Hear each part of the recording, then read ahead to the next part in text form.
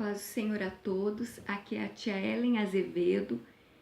Eu estou aqui para dar início a este curso, capacitação online. Creio que vai ser bênção nas vossas vidas, que o Senhor venha estar abençoando a vida de cada um de vocês. E eu quero estar lendo 1 Samuel 16, versículo 7, a parte B. Porque o Senhor não vê como vê o homem, pois o homem vê o que está diante dos olhos, porém o Senhor olha para o coração. Vamos estar orando neste momento. Pai Celestial, eu peço a Tua bênção, a Tua proteção sobre cada um que se dispôs, Senhor, a estar neste curso, aprendendo mais e mais. Seja a Tua bênção, a Tua proteção, o Teu cuidado. Ministra sobre os nossos corações, sempre sendo o Teu cuidado, a Tua bênção e a Tua proteção. Amém.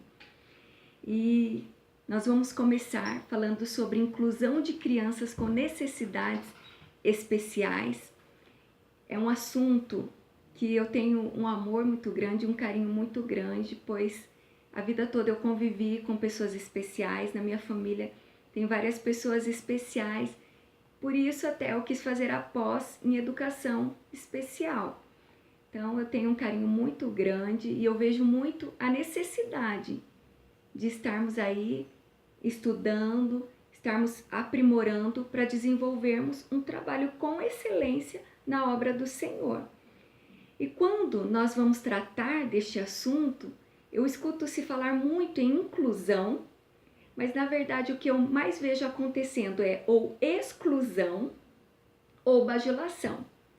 Por quê? A pessoa tende a excluir, não, olha, é muito difícil, dá muito trabalho, leva as atividades e deixa esta criança sem participar. Quando vai fazer eventos, de repente nem convida esta criança. A criança, quando fica sabendo, já até foi, ou quando os pais ficam sabendo, já até foi. Ou a bajulação.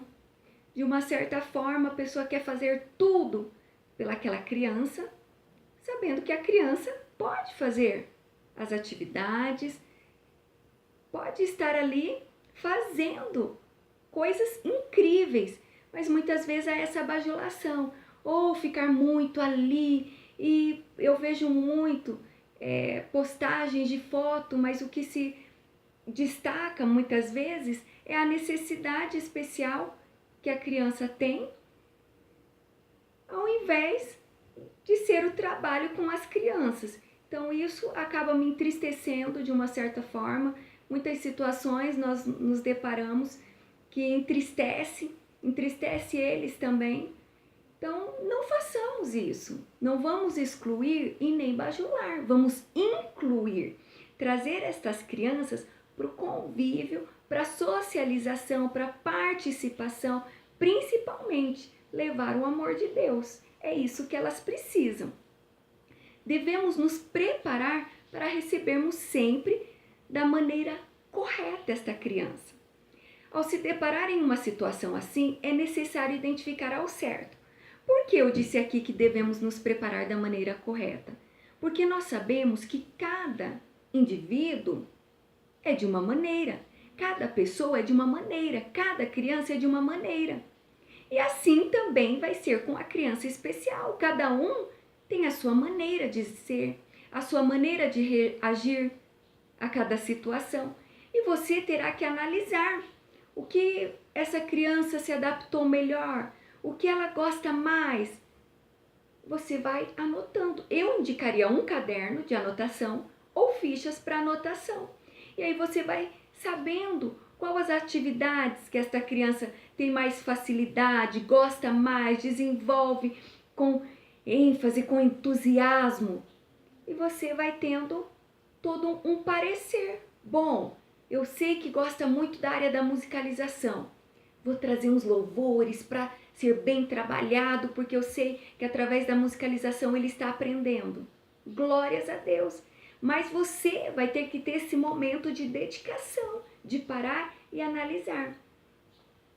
Você precisa de recursos físicos, meios materiais para a efetivação de um processo de aprendizagem de qualidade. e eu vou estar depois mostrando. Devem dar prioridade ao desenvolvimento de novas atitudes e formas de interação. A importância de sempre trabalhar com tudo sequenciado, para que estas crianças sejam alcançadas de uma forma ou de outra. Contei a história sobre Jonas, o louvor é sobre Jonas, a atividade é sobre Jonas. Isso é trabalhar de forma sequenciada, porque se essa criança não compreendeu na hora da contação da história, de repente vai ser na musicalização, se não for, na hora da atividade. Mas de alguma maneira, esta criança vai ser atingida, vai aprender, vai ter um aprendizado. É importante frisar que um ambiente amoroso e estimulante irão sempre influenciar positivamente o desenvolvimento desta criança. Afinal, as diferenças não podem ser obstáculos nas nossas relações sociais e temos que saber respeitá-las. Entendemos quando se trabalha de maneira correta, esta ação é benéfica não somente para aquelas crianças que têm necessidades especiais, mas sim para todas as crianças. E como eu disse, nunca venha destacando a dificuldade daquela criança. Nunca venha querendo mostrar, essa criança aqui possui uma necessidade especial.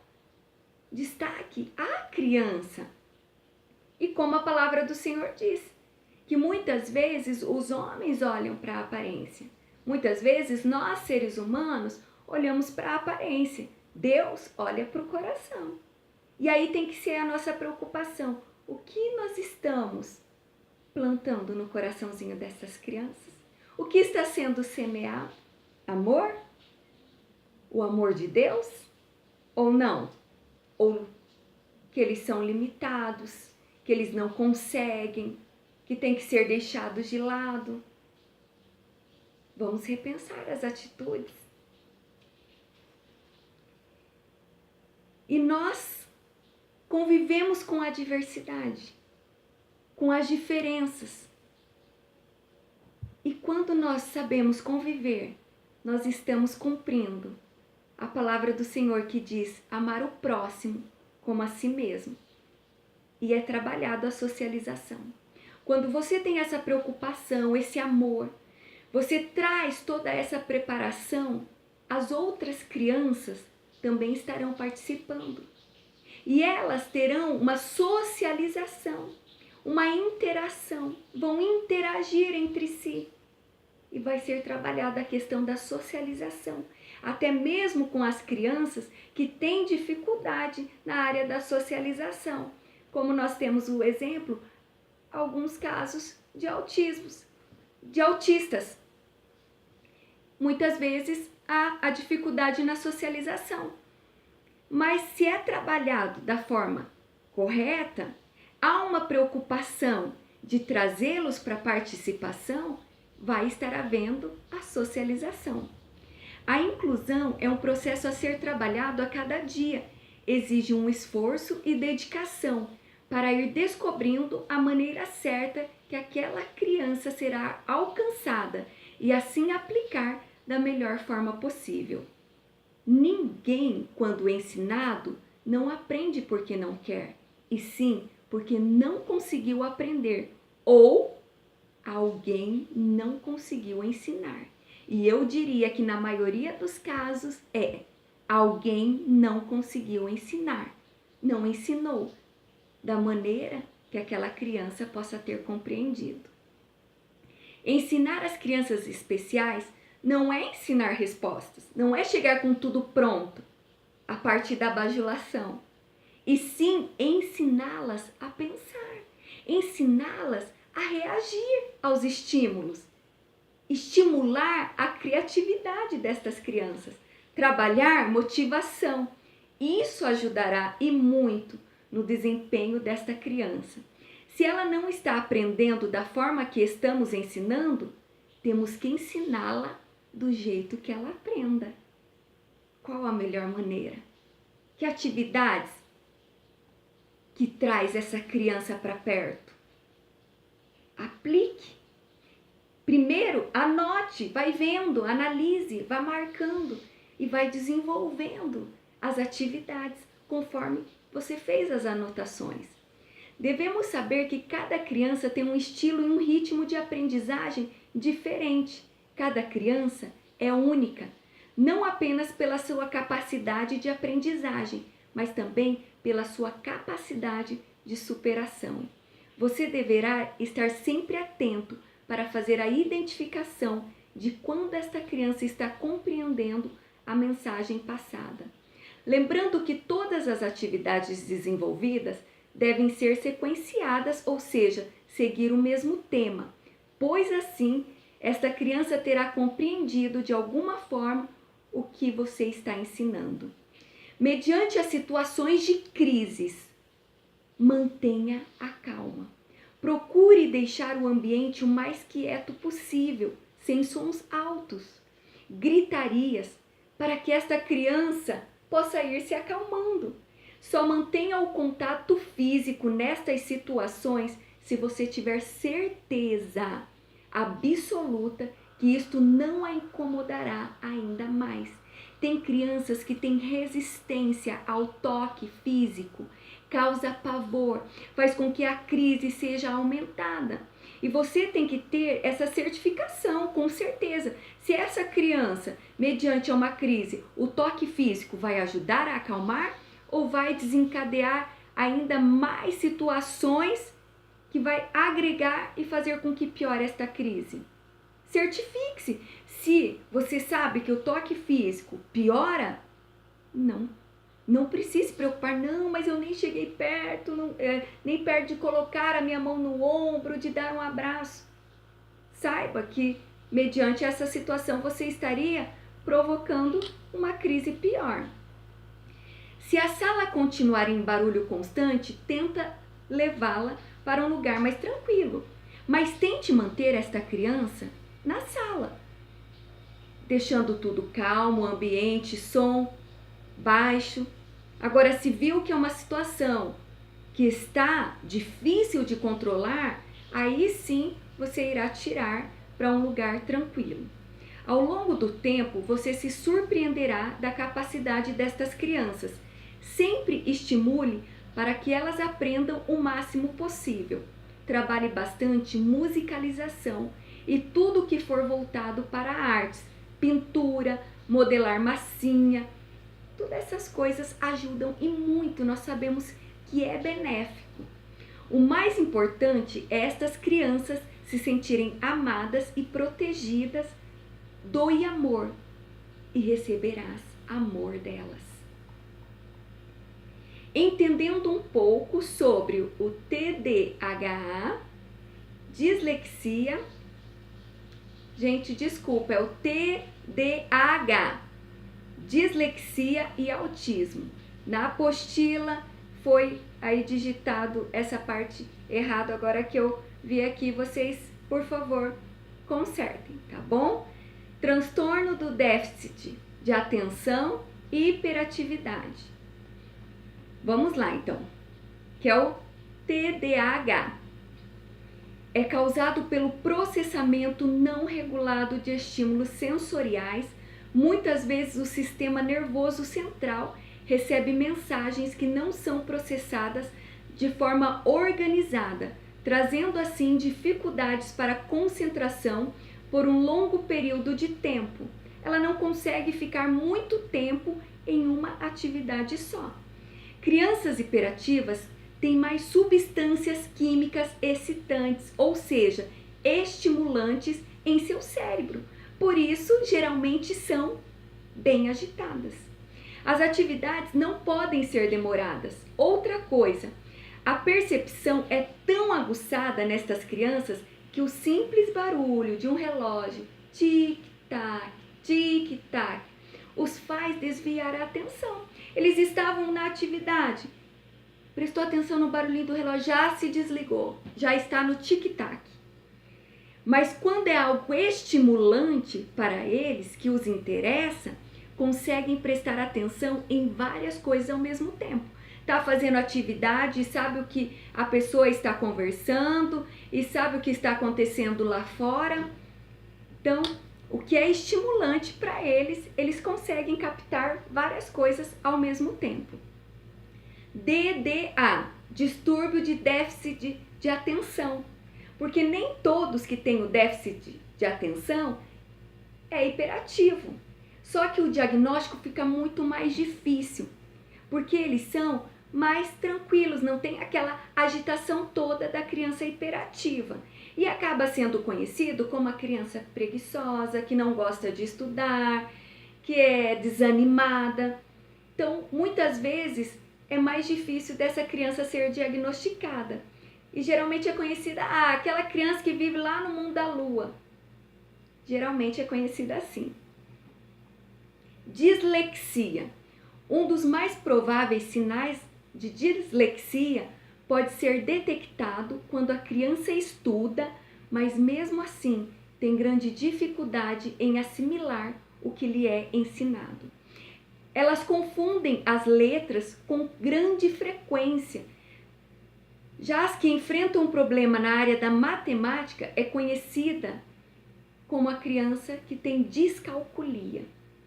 Sabe-se que há dificuldade na leitura e na escrita para tal criança. Você tem que trazer novos métodos de ensino.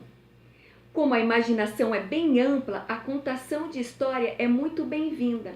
Artes, tais como pintura, modelagem, recicláveis. Esta criança, ela tem dificuldade de assimilar escrita e tem dificuldade para escrita. Então, muitas vezes, se você leva atividades só para ser na escrita, essa criança não vai conseguir, ela vai ter dificuldade, não adianta querer forçar.